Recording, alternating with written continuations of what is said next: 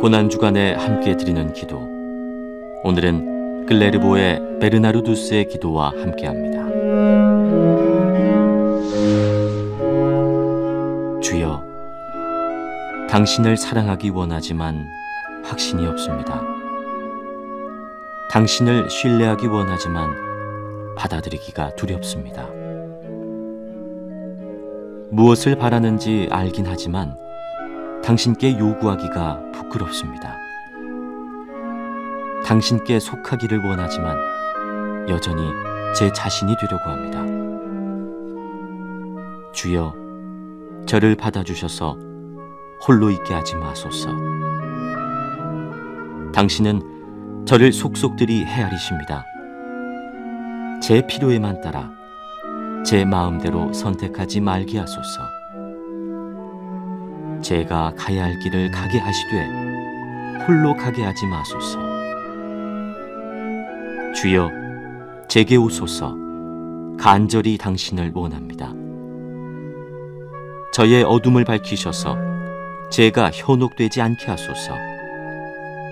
제가 무엇을 해야 할지 깨닫게 하여 주시고 그리고 그 일을 할 수 있는 힘을 주소서. 주님, 제가 믿사오니 이 저의 믿음 없음을 도와주소서.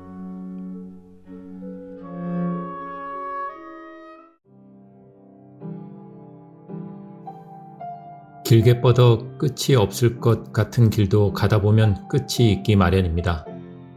그렇다면 열심히 가다 끝이 보이는 길에서 우리는 어떻게 해야 할까요?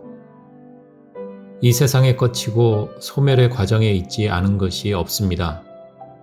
그렇게 존재하는 것들은 시작이 있으면 끝이 있기 마련입니다. 그렇다면 그 끝에서 우리는 무엇을 발견할 수 있을까요? 오늘 말씀은 시편 90편입니다. 제4권 제90편 하나님의 사람 모세의 기도.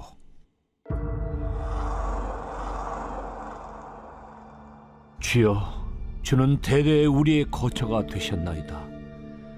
산이 생기기 전 땅과 세계도 주께서 조성하시기 전 곧 영원부터 영원까지 주는 하나님이시니이다.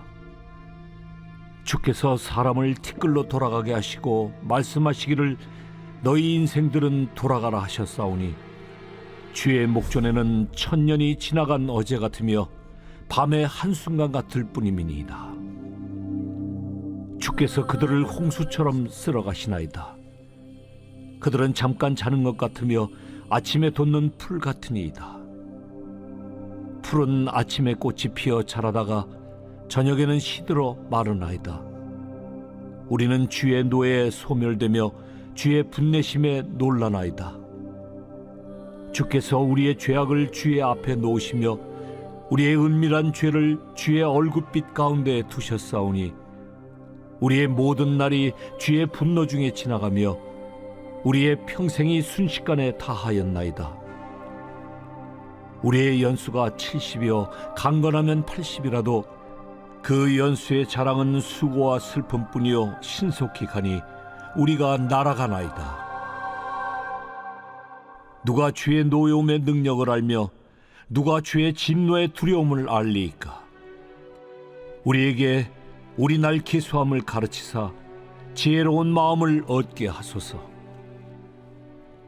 여호와여, 돌아오소서. 언제까지니이까? 주의 종들을 불쌍히 여기소서.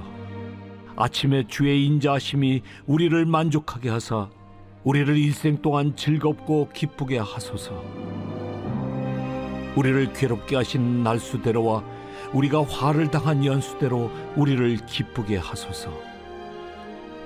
주께서 행하신 일을 주의 종들에게 나타내시며 주의 영광을 그들의 자손에게 나타내소서. 주 우리 하나님의 은총을 우리에게 내리게 하사 우리의 손이 행한 일을 우리에게 견고하게 하소서. 우리의 손이 행한 일을 견고하게 하소서.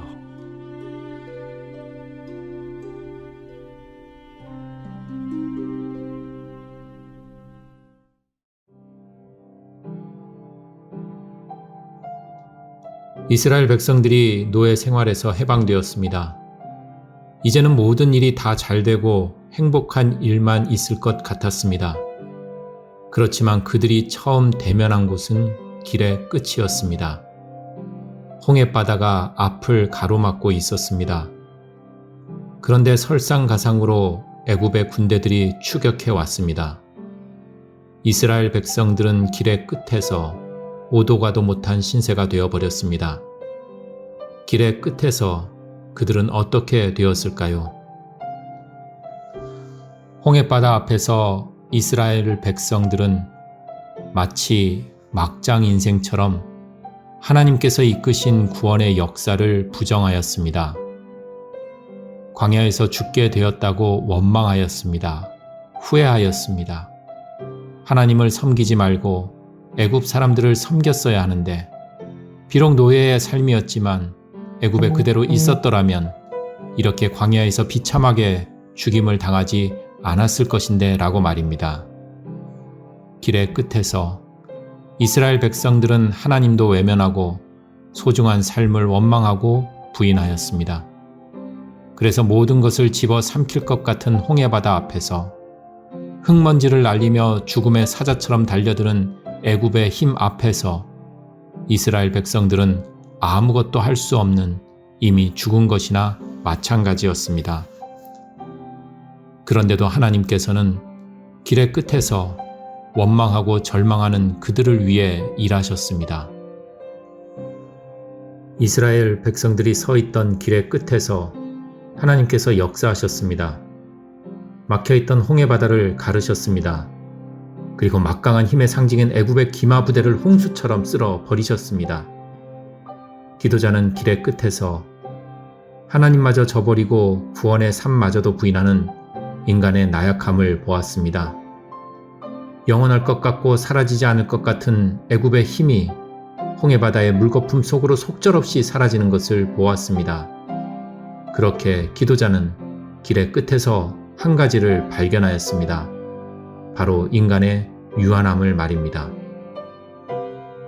그렇게 인간의 삶은 아침에 핀 화사한 꽃이 영원할 것 같지만 금세 시들어 땅에 떨어져 버리고 만다는 것입니다.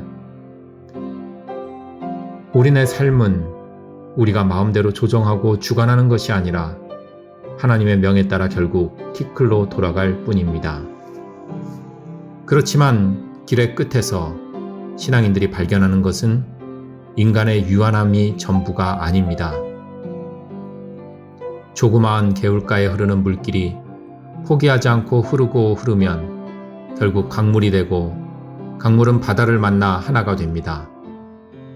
우리네 삶의 가느다란 물줄기가 커다란 대양이신 하나님을 바라보며 흘러갈 때 유한한 우리들의 삶은 영원으로 향할 수 있습니다.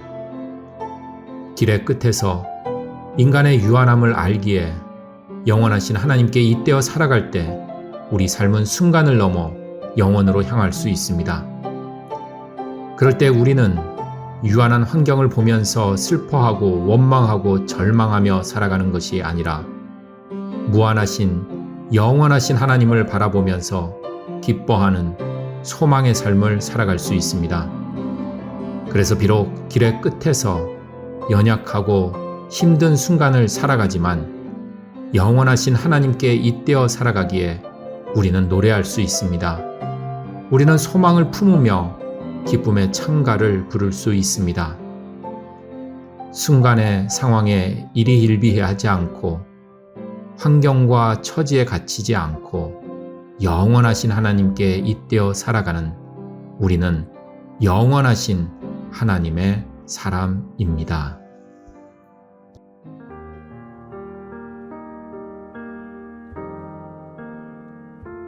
날마다 숨 쉬는 순간마다 내 앞에 어려운 일 보내 주님 앞에 이 몸을 맡길 때 슬픔 없네 두려움 없네 주님의 그 자비로운 손길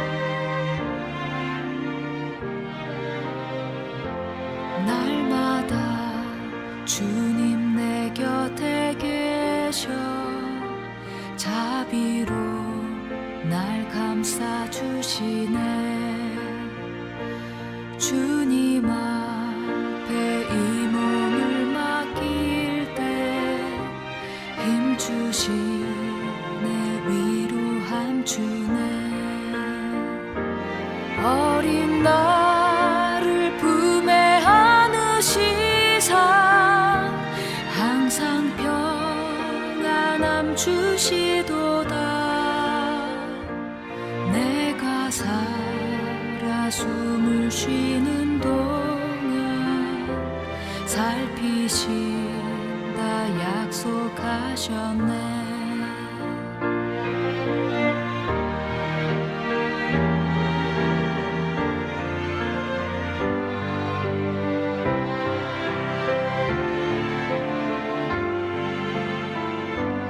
인생의 어려운 순간마다 주의 약속 생각해보네. 내 맘속에 믿음 잃지 않고 말씀 속에 위로를 얻네. 주님의 도우심 바라보며 모든 어려움 이기도다.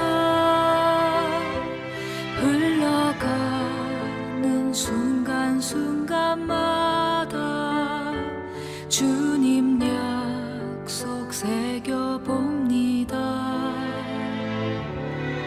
주님 약속 새겨봅니다.